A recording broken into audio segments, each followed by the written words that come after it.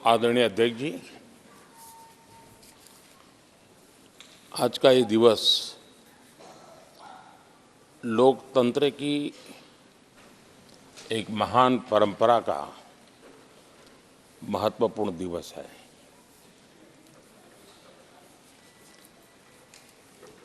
सत्रहवीं लोकसभा ने 5 वर्ष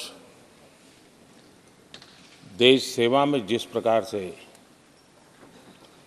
अनेकविध महत्वपूर्ण निर्णय किए, अनेक चुनौतियों को सबने अपने सामर्थ्य से देश को उचित दिशा देने का प्रयास,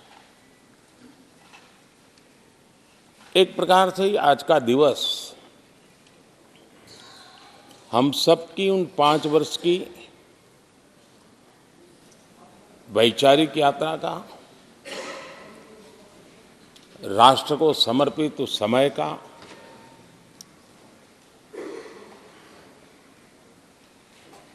देश को फिर से एक बार अपने संकल्पों को राष्ट्र के चरणों में समर्पित करना ये अवसर है।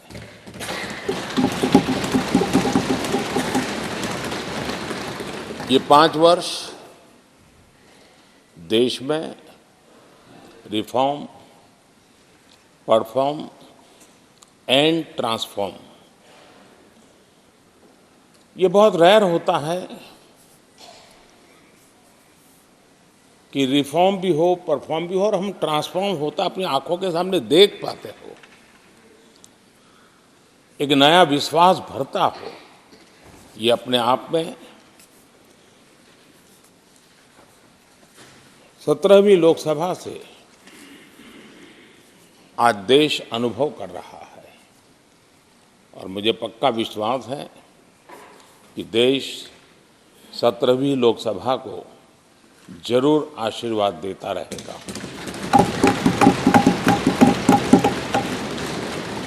इन सारी प्रक्रियाओं में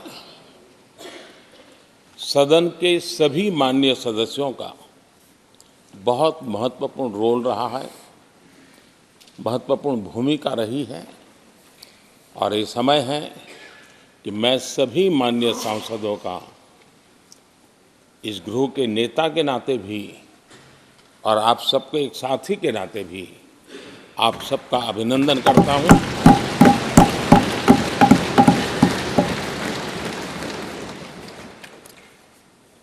विशेष रूप से आदरणीय अध्यक्ष जी, मैं आपके प्रति भी हृदय से बहुत बहुत आभार व्यक्त करता हूं।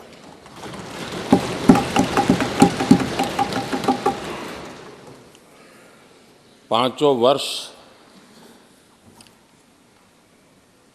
कभी कभी सुमित्रा जी मुक्त हास्य करती थी, लेकिन आप हर पल आपका चेहरा मुस्कान से भरा रहता था। यहाँ कुछ भी हो जाए लेकिन कभी भी उस मुस्कान में कोई कमी नहीं आई।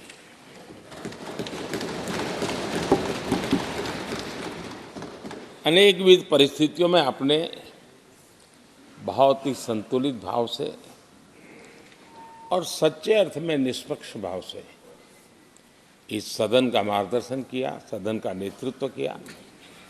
मैं इसके लिए भी आपकी भूरी भूरी प्रशंसा करता हूं।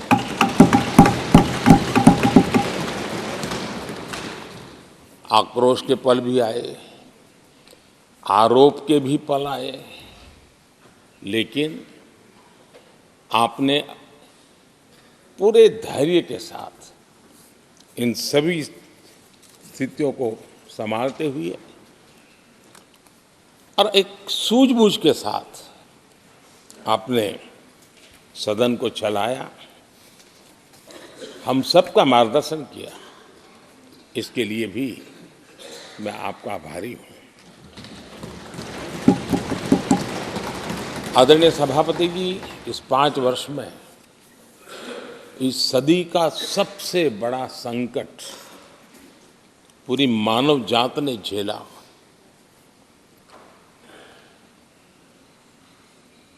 कौन बचेगा, कौन बच पाएगा, कोई किसी को बचा सकता है कि नहीं बचा सकता, ऐसी वो अवस्था थी। ऐसे में सदन में आना, ये भी अपना घर छोड़ के निकलना, ये भी संकट का काल था। उसके बाद भी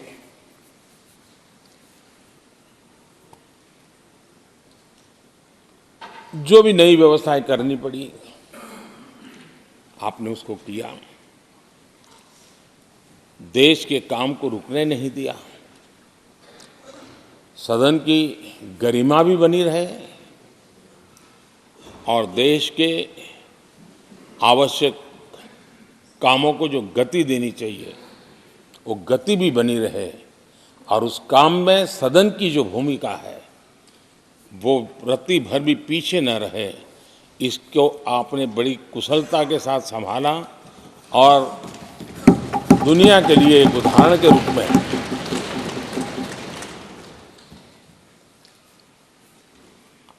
आदरणीय सभापति जी, मैं माननीय सांसदों का भी इस बात के लिए आज एक बार आभार व्यक्त करना चाहता हूं कि उस कालखंड में देश की आवश्यकताओं को देखते हुए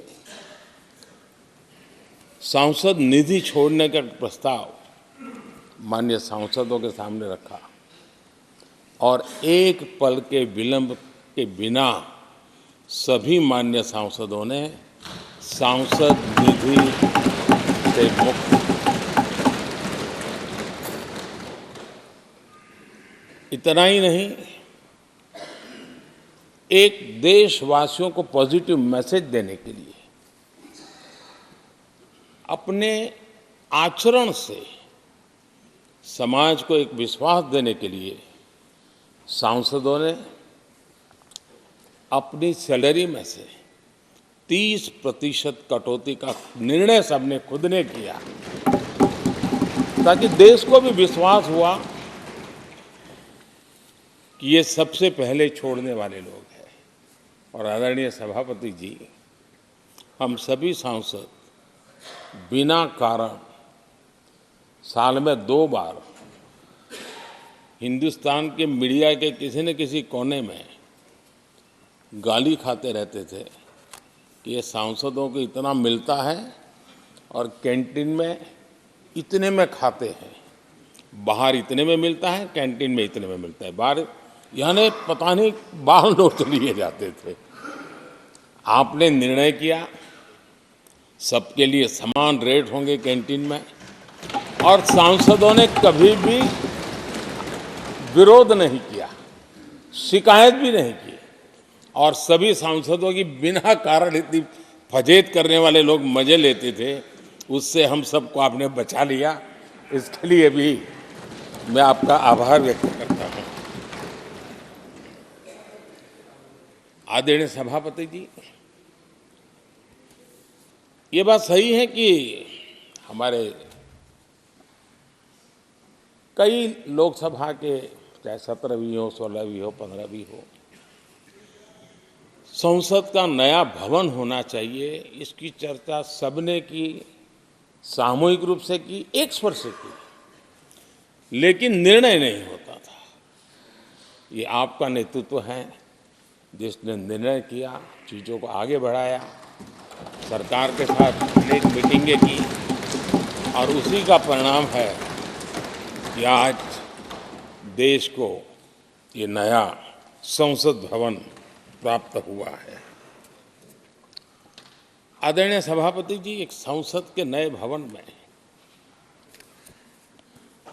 एक विरासत का अंश और जो आज़ादी की पहली पल थी उसको जीवंत रखने का हमेशा हमेशा हमारे मार्गदर्शक रूप में ये सेंगोल को यहाँ स्थापित करने का काम, और अब प्रतिवर्ष उसको सेरेमोनियल इवेंट के रूप में उसको हिस्सा बनाने का एक बहुत बड़ा काम आपके नेतृत्व में हुआ है, जो भारत की आने वाली पीढ़ियों को हमेशा हमेशा हमें आज़ादी के उस प्रथम पल के साथ जोड़ के रखेगा, और आज़ादी की वो पल क्यों थी हमें वो याद रहेगा, तो देश को आगे ले जाने की वो प्रेरणा भी बनी रहेगी। उस पवित्र काम को आपने किया है। आदरणीय सभापति जी, ये भी सही है कि इस कालखंड में G20 की अध्यक्षता का भारत को मिली। भारत को बहुत सम्मान मिला। देश के हर राज्य ने अपने अपने तरीके से विश्व के सामने भारत का सामर्थ्य और अपने राज्य की पहचान बखूबी प्रस्तुत की, जिसका प्रभाव आज भी विश्व के मन पर है। उसके साथ आपके नेतृत्व में G20 की तरह P20 का जो सम्मेलन हुआ और विश्व के अनेक देशों के स्पीकर्स यहाँ आए, और मदर ऑफ डेमोक्रेसी भारत किस महान परंपरा को लेकर के, किस डेमोक्रेटिक वैल्यूज को लेकर के सदियों से हम आगे बढ़े हैं। व्यवस्थाएं बदली होगी, लेकिन डेमोक्रेटिक मन भारत का हमेशा बना रहा है। उस बात को आपने विश्व के स्पीकर्स के सामने बखूबी प्रस्तुत की, और भारत को लोकतांत्रिक व्यवस्थाओं में भी एक प्रतिष्ठा प्राप्त कराने का काम आपके नेतृत्व में हुआ। आदरणीय सभापति जी, मैं एक बात के लिए आपका विशेष अभिनंदन करना चाहता हूं।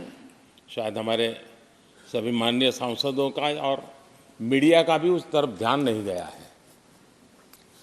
हम संविधान सदन जिसको कहते हैं, जो पुरानी संसद, जिसमें महापुरुषों के जन्म जयंती निमित्त उनकी प्रतिमा को पुष्प चढ़ाने के लिए हम लोग एकत्र आते हैं, लेकिन वो एक 10 मिनट का इवेंट होता था और चले जाते थे। आपने देश भर में इन महापुरुषों के लिए वक्तृत्व स्पर्धा, निबंध स्पर्धा का एक अभियान चलाया। उसमें से जो बेस्ट ऑरेटर होते थे और बेस्ट एसेज होते थे, हर राज्य से 2-2 बालक उस दिन दिल्ली आते थे, और उस महापुरुष की जन्म जयंती के समय, पुष्प वर्षा के समय वो मौजूद रहते थे, देश के नेताओं को, और बाद में वो पूरा दिन भर रह करके उस पर अपना व्याख्यान देते थे। वे दिल्ली के अन्य स्थान पर जाते थे, वो सांसद की गतिविधियों को समझते थे। यानी अपने ये निरंतर प्रक्रिया चला करके देश के लाखों विद्यार्थियों को भारत की संसदीय परंपरा से जोड़ने का बहुत बड़ा काम किया। और ये परंपरा ये आपके खाते में रहेगी, और आने वाले समय में हर कोई बड़े गौरव के साथ इस परंपरा को आगे बढ़ाएगा। मैं इसके लिए भी आपका अभिनंदन करता हूँ। आदरणीय अध्यक्ष जी, संसद की लाइब्रेरी जिसको उपयोग करना चाहिए वो कितना कर पाते थे वो तो मैं नहीं कह सकता हूँ, लेकिन आपने उसके दरवाजे सामान्य व्यक्ति के लिए खोल दिए। ज्ञान का ये खजाना, परंपराओं की विरासत, उसको आपने जन सामान्य के लिए खोल करके बहुत बड़ी सेवा की है। मैं इसके लिए भी आपका हृदय से अभिनंदन करता हूँ। पेपरलेस पार्लियामेंट, डिजिटलाइजेशन, आपने आधुनिक टेक्नोलॉजी हमारी व्यवस्था में कैसे बने। शुरू में कुछ साथियों को दिक्कत रही, लेकिन अब सब इसके आदी हो गए हैं। सब मैं देखता हूँ जब यहाँ बैठे हैं तो कुछ न कुछ करते रहते हैं। तो अपने आप में एक बहुत बड़ा काम आपने किया है। ये एक स्थायी व्यवस्थाएं आपने निर्माण की है। मैं इसके लिए आपका बहुत आभार व्यक्त करता हूँ। आदरणीय अध्यक्ष जी, आपकी कुशलता और माननीय सांसदों की जागरूकता उन सबका संयुक्त प्रयास मैं कह सकता हूं कि जिसके कारण 17वीं लोकसभा की प्रोडक्टिविटी करीब करीब 97% रही है।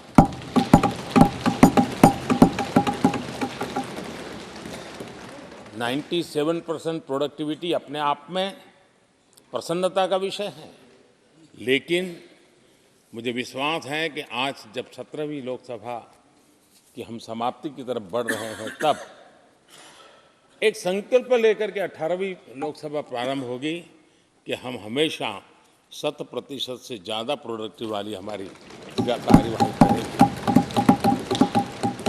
और उसमें भी 7 सत्र 100% से भी ज़्यादा प्रोडक्टिविटी वाले रहेंगे। ये भी, और मैंने देखा आपने रात रात बैठ करके भी हर सांसदों के मन की बात को आपने सरकार के ध्यान में लाने का भरपूर प्रयास किया। मैं इन सफलता के लिए सभी माननीय सांसदों का और सभी फ्लोर लीडर्स का भी हृदय से आभार और अभिनंदन व्यक्त करता हूं। पहले सत्र में, 17वीं लोकसभा के पहले सत्र में दोनों सदन ने 30 विधेयक पारित किए थे। ये अपने आप में रिकॉर्ड है।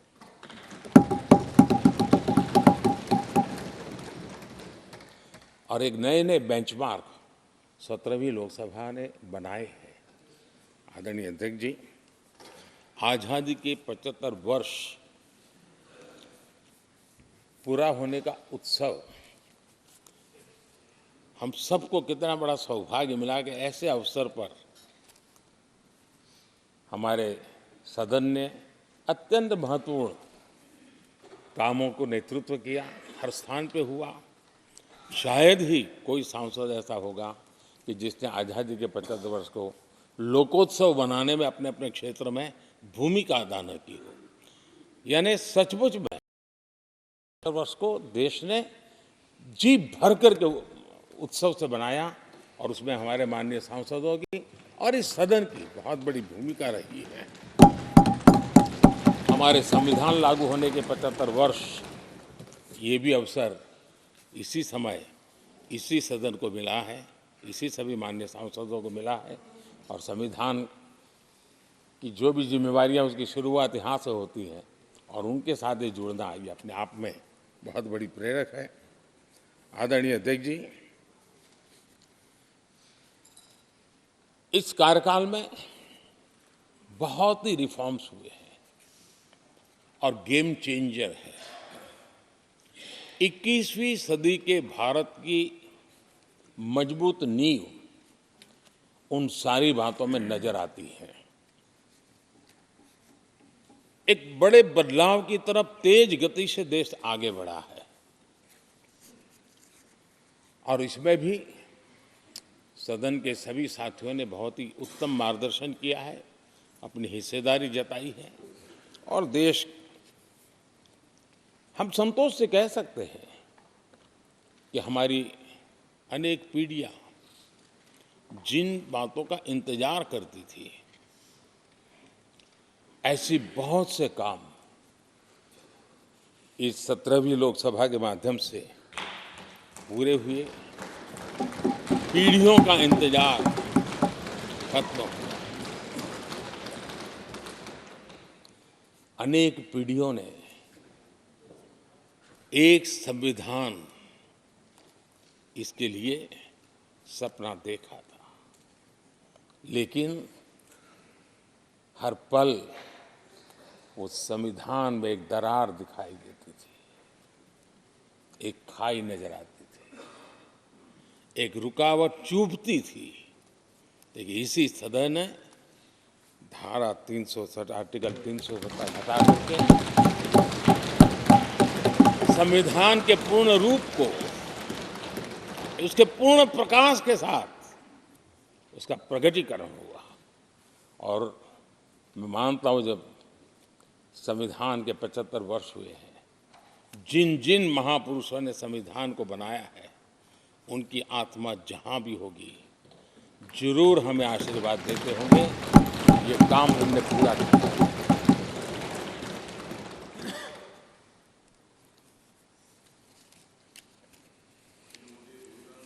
कश्मीर के भी जम्मू कश्मीर के लोगों को सामाजिक न्याय से वंचित रखा गया था। आज हमें संतोष है कि सामाजिक न्याय का जो हमारा कमिटमेंट है वो हमारे जम्मू कश्मीर के भाई बहनों को भी पहुंचा करके हम आज एक संतोष की अनुभूति कर रहे हैं।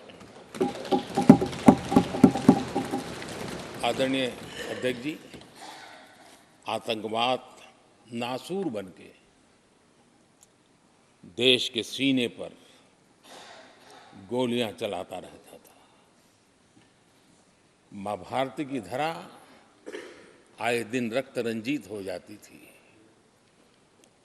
देश के अनेक वीर होनहार लोग आतंकवाद के कारण बलि चढ़ जाते थे। हमने आतंकवाद के विरुद्ध सख्त कानून बनाए, इसी सदन ने बनाए। मुझे पक्का विश्वास है कि उसके कारण जो लोग ऐसी समस्याओं का लिए जूझते हैं उनको एक बल मिला है, मानसिक रूप से उनका कॉन्फिडेंस बढ़ा है और भारत को पूर्ण रूप से आतंकवाद से मुक्ति का उसमें एक एहसास हो रहा है और वो सपना भी सिद्ध होके रहेगा।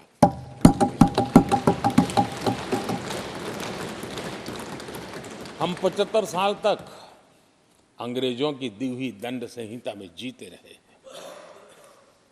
हम गर्व से कहेंगे, देश को, नई पीढ़ी को कहेंगे, आप अपने पोते पोती को कह सकेंगे गर्व से कि देश 75 साल भले दंड संहिता में जिया, लेकिन अब आने वाली पीढ़ी न्याय संहिता में जिएगी और यही सच्चा लोकतंत्र है। आदरणीय अध्यक्ष जी, मैं आपका एक बात के लिए और अभिनंदन करना चाहूंगा कि नया सदन, इसकी भव्यता वगैरह तो है ही, लेकिन उसका प्रारंभ एक ऐसे काम से हुआ है जो भारत की मूलभूत मान्यताओं को बल देता है, और वो नारी शक्ति वंदन अधिनियम। जब भी इस नए सदन की चर्चा होगी तो नारी शक्ति वंदन अधिनियम, इसका जिक्र होकर के, यानी एक, और भले ही वो छोटा सत्र था लेकिन दूरगामी निर्णय करने वाला सत्र था। इस नए सदन की पवित्रता का एहसास उसी पल शुरू हो गया था जो हम लोगों को एक नई शक्ति देने वाला है, और उसी का परिणाम है कि आने वाले समय में जब बहुत बड़ी मात्रा में यहाँ हमारी माताएं बहनें बैठी होगी, देश गौरव की अनुभूति करेगा।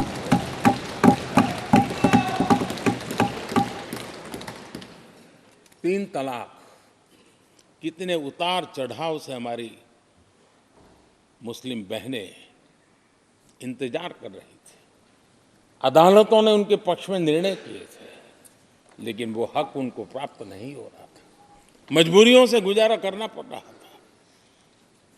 कोई प्रकट रूप से कहें, कोई अप्रकट रूप से कहें, लेकिन 3 तलाक से मुक्ति का बहुत महत्वपूर्ण और नारी शक्ति के सम्मान का काम 17वीं लोकसभा ने किया है। सभी मान्य सांसद, उनके विचार कुछ भी रहे हो, उनका निर्णय कुछ भी रहा हो, लेकिन कभी न कभी तो कहेंगे कि हाँ, इन बेटियों को न्याय देने का काम भी करने के समय हम वहाँ मौजूद हैं। पीढ़ियों से होता यह न्याय हमने पूरा किया है और वो बहनें हमें आशीर्वाद दे रही है। आदरणीय अध्यक्ष जी, आने वाले 25 वर्ष हमारे देश के लिए बहुत महत्वपूर्ण है। राजनीति की गहमागहमी अपनी जगह पे है, राजनीतिक क्षेत्र के लोगों की अपनी आशा आकांक्षा अपनी जगह पे है, लेकिन देश की अपेक्षा, देश की आकांक्षा, देश का सपना, देश का संकल्प ये बन चुका है। 25 साल वो हैं जो देश इच्छित परिणाम प्राप्त करके रहेगा।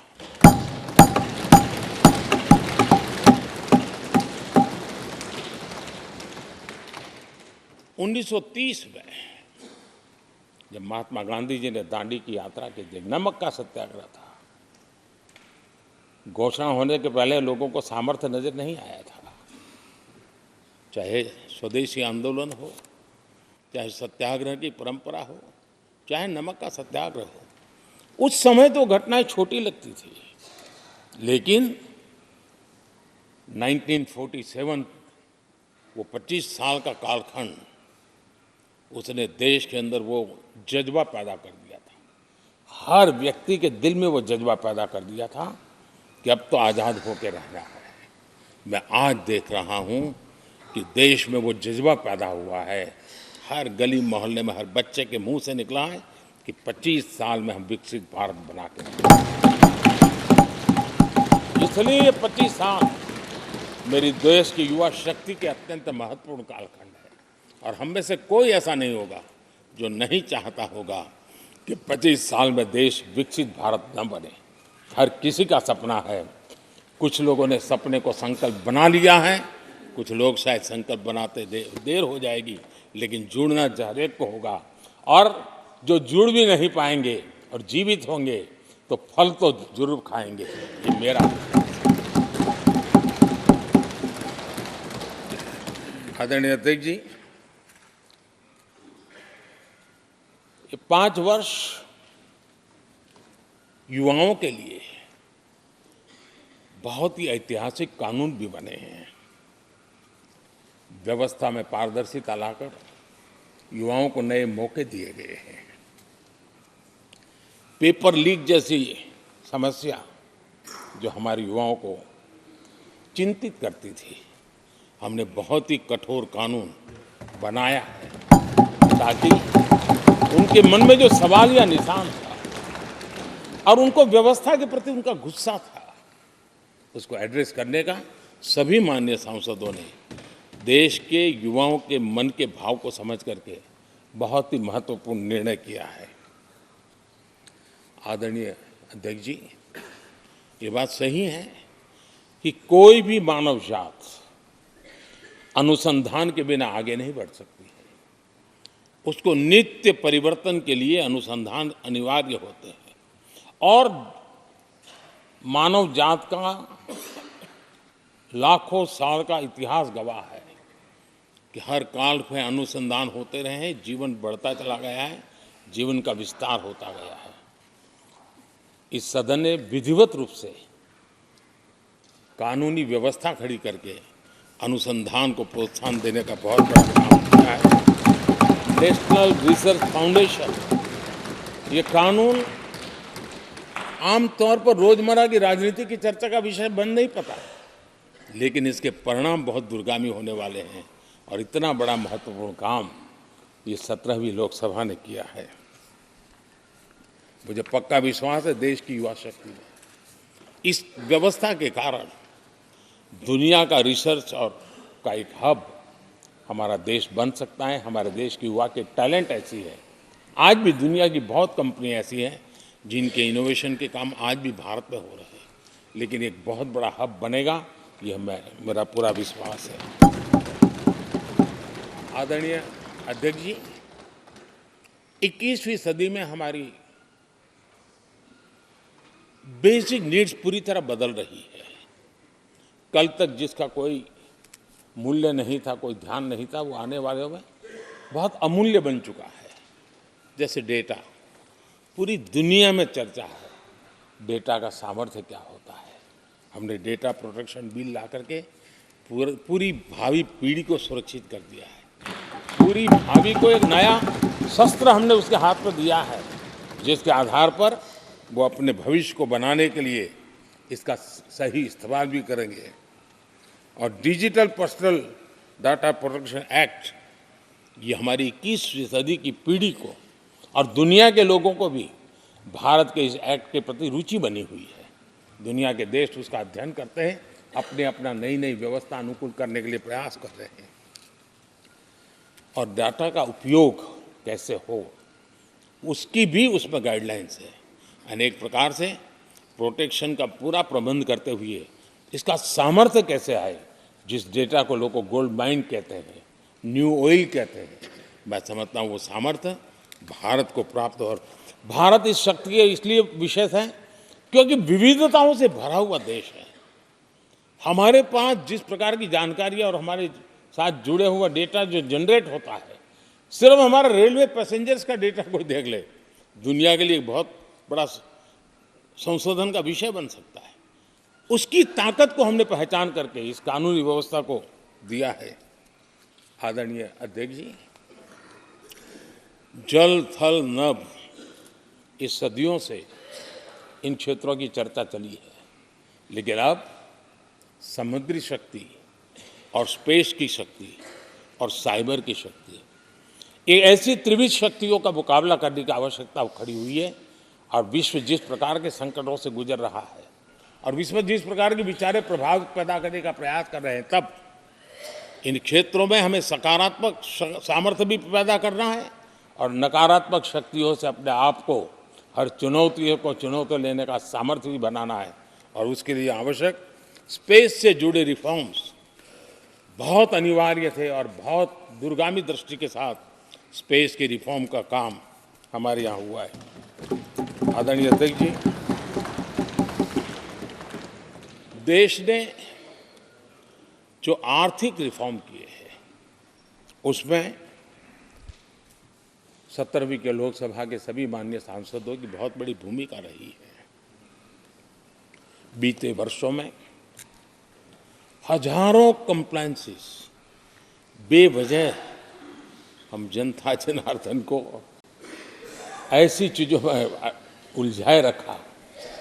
ये गवर्नेंस की एक ऐसी विकृत व्यवस्थाएं विकसित हो गई, उसमें से मुक्ति दिलाने का बहुत बड़ा काम हमारे यहाँ हुआ है।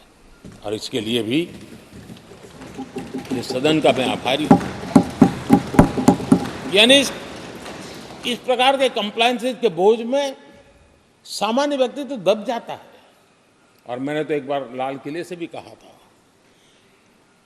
हम जब मिनिमम गवर्नमेंट मैक्सिमम गवर्नेंस कहते हैं, मैं दिल से मानता हूं कि लोगों की जिंदगी में से जितना जल्द सरकार निकल जाए उतना ही लोकतंत्र का सामर्थ्य बढ़ेगा। रोजमर्रा की जिंदगी में हर डगर पे सरकार टांग क्यों अड़ाए? हाँ, जो अभाव में है उसके लिए सरकार हर पल मौजूद हो, लेकिन सरकार का प्रभाव उसकी जिंदगी को ही रुकावट बना दे, ऐसी लोकतंत्र नहीं हो सकता है।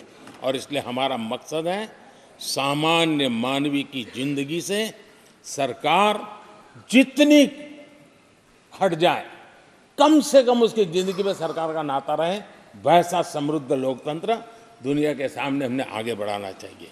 उस सपने को पूरा करेंगे।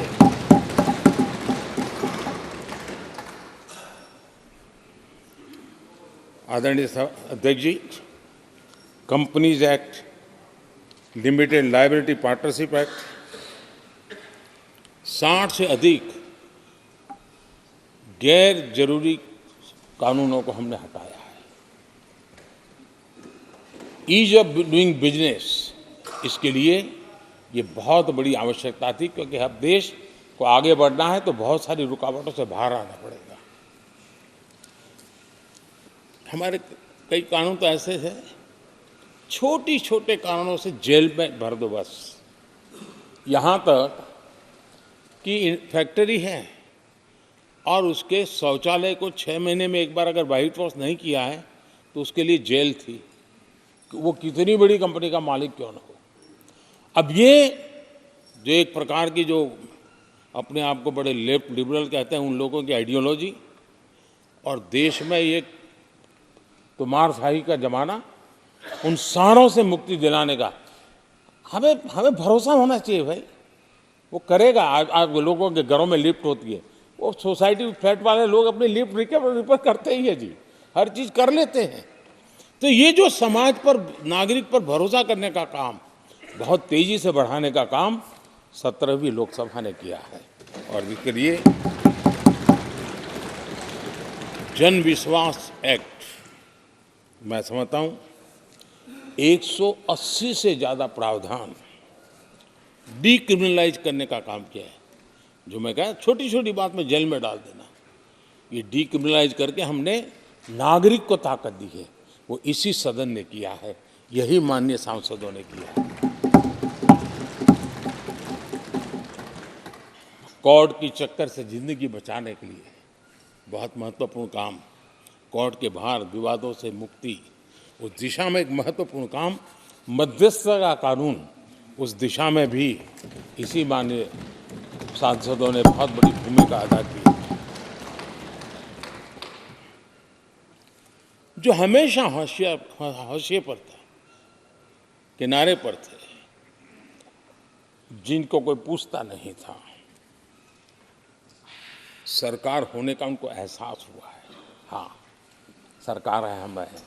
जब कोविड में मुफ्त इंजेक्शन मिलता था ना, उसको भरोसा होता था, चलिए जान बच गई, सरकार होना का उसको एहसास होता था। और यही तो सामान्य मानवीय की जिंदगी में बहुत आवश्यक होता है। वो असहायता न अनुभव, अब क्या होगा, ये स्थिति पैदा नहीं होनी चाहिए। ट्रांसजेंडर समुदाय अपमानित महसूस करता था, और जब बार बार वो अपमानित होता था तो उसके अंदर भी विकृतियों की संभावनाएं बढ़ती रहती थी, और ऐसे विषयों से सब लोग दूर भागते थे।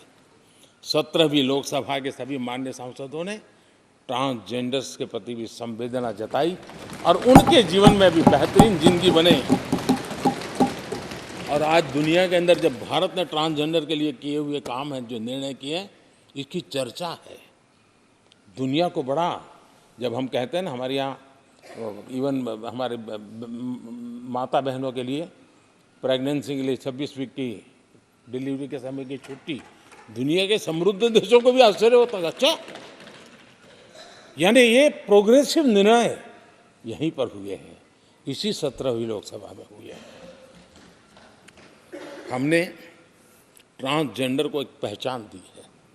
अब तक करीब 16-17 हज़ार ट्रांसजेंडर को उनका आइडेंटिटी कार्ड दिया गया है, ताकि उनके जीवन को। और मैंने देखा अब तो मुद्रा योजना से पैसे लेकर के छोटा मोटा वो बिजनेस करने लगी, वो कमाने लगी है। पद्मा अवार्ड हमने ट्रांसजेंडर को दिया है, एक सम्मान की जिंदगी जीने के लिए। सरकार से जुड़ी अनेक योजनाओं का लाभ जो अब तक उनको मिलता नहीं था, मिलना प्रारंभ हुआ है। वो सम्मानीय जिंदगी। आदरणीय अध्यक्ष जी, बहुत विकट काल में हमारा समय गया, क्योंकि 1.5-2 साल कोविड ने हमारे पर बहुत बड़ा दबाव डाला। लेकिन उसके बावजूद भी 17वीं लोकसभा देश के लिए बहुत उपकारक रही है, बहुत अच्छे काम किए हैं। लेकिन इस समय हमने कई साथियों को भी खो दिया है। हो सकता है अगर आज वो हमारे बीच होते तो आज इस विदाई समारोह में मौजूद होते, लेकिन बीच में ही कोविड के कारण हमें अपने बहुत होनहार साथियों को खोना पड़ा। उसका दुख हमेशा हमेशा हमारे रहेंगे। आदरणीय अध्यक्ष जी, 17वीं लोकसभा का अंतिम सत्र और अंतिम आवर ही समझ लीजिए है। लोकतंत्र और भारत की यात्रा अनंत है, अनेक, और ये देश किसी पर्पज के लिए है, उसका कोई लक्ष्य है, वो पूरी मानव जात के लिए। चाहे श्री अरविंदो ने देखा हो, चाहे स्वामी विवेकानंद जी ने देखा हो, लेकिन आज उन शब्दों में, उस विजन में सामर्थ्य था, वो हम आंखों के सामने देख पा रहे हैं। दुनिया जिस प्रकार से भारत के महात्म्य को स्वीकार कर रही है, भारत के सामर्थ्य को स्वीकारने लगी है, और उसको, उस यात्रा को हमें और शक्ति के साथ आगे बढ़ाना है। आदरणीय अध्यक्ष जी, चुनाव बहुत दूर नहीं है। कुछ लोगों को थोड़ी घबराहट रहती होगी, लेकिन ये लोकतंत्र का सहज आवश्यक पहलू है। हम सब उसको गर्व से स्वीकार करते हैं, और मुझे विश्वास है कि हमारे चुनाव भी देश की शान बढ़ाने वाले, लोकतंत्र की हमारी जो परंपरा है पूरे विश्व को अचंभित करने वाले अवश्य रहेंगे, ये मेरा पक्का विश्वास है।